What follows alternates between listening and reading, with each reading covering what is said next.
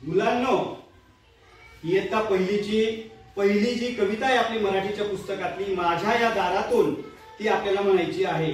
तुम्ही म्हणणार आहात ना? करायची सुरुवात. 1 2 3 स्टार्ट.